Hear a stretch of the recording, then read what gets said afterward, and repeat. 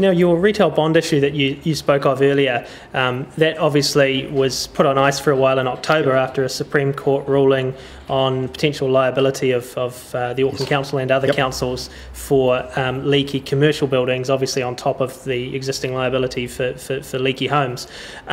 You're obviously still working out what that liability might be, but can you tell us anything about that now? And there's a 417 million provision carried for the leaky home liability. Will this commercial building one be that big? Okay, so yes, so look, we're going through the same process as the provisioning for residential claims at the moment, and you're right, the claim for residential claims is 470 million. It was 456 million last year. That's an independent actuarial assessment of that, and we provision that fully in the accounts.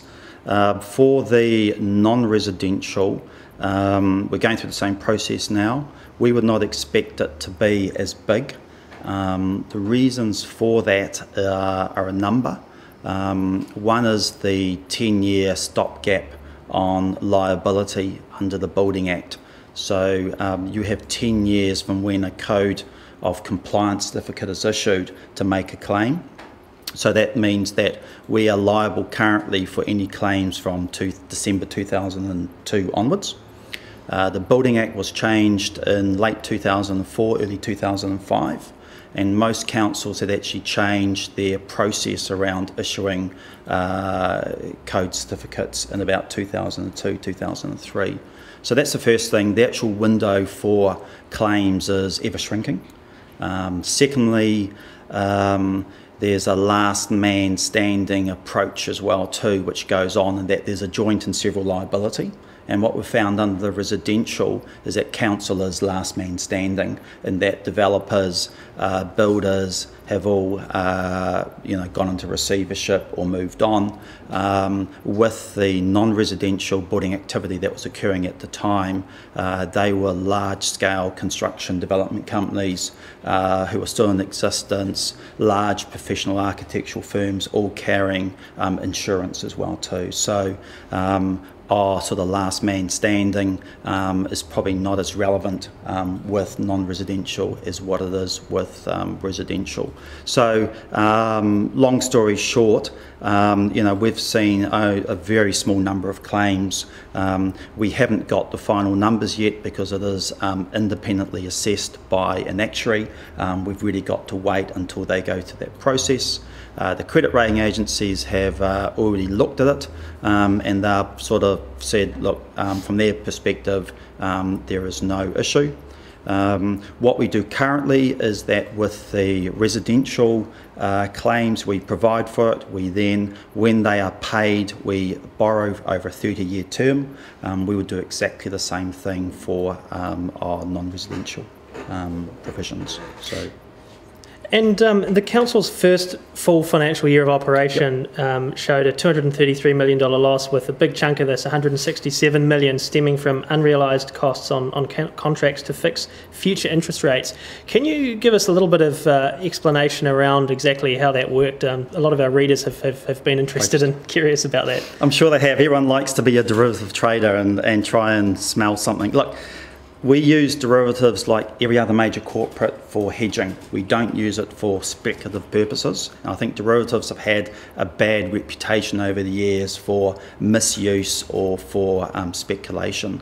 So all our derivatives activities are undertaken in the context of our Treasury management policy and the strict guidelines. They are audited by Audit New Zealand. The credit rating agencies monitor it. We have external advisors who advise us on it, and we have our own internal management processes. I think importantly it's a non-cash item as well too. It's not a cash item. It appears large, $167 million. Look, it's basically based on forward starting interest rate swaps that we use to hedge our future borrowing requirement. And you've got to put it in the context as well. We've got $5 billion of existing debt. We've got a $14 billion borrowing requirement in the next 10 years. We need certainty for councillors, we need certainty for ratepayers. Currently, for every dollar of rates that we collect, we pay 11 cents out on interest, and that's going to increase to about 22 cents in every dollar in the next 10 years. So our exposure as we are looking to make these investments and projects is, of course, and we debt fund them, is rising interest rates. And given where we are in the interest rate cycle, it's prudent to actually give that certainty around our interest cost in future years. So as a result, we enter into future interest rate swaps, which start in years in the future, to match off on those borrowing requirements. Now, the alternative is not to do it. And then suddenly, if interest rates increase by 2 or 3%, your property taxes would have to increase by a huge amount, or we would just have to stop those projects from actually going ahead. So it's prudent, given the debt portfolio, to do that.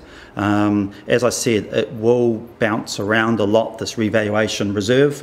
It's a non-cash item. All that it means is that when we physically go and borrow, we actually wrap those derivative losses into our borrowing cost at the time. But under current accounting standards, they flow through the P&L effectively. So yeah, large item, but at the same time, you know, on $35 billion worth of assets, they are being revalued by a similar amount almost every year, year in, year out. So.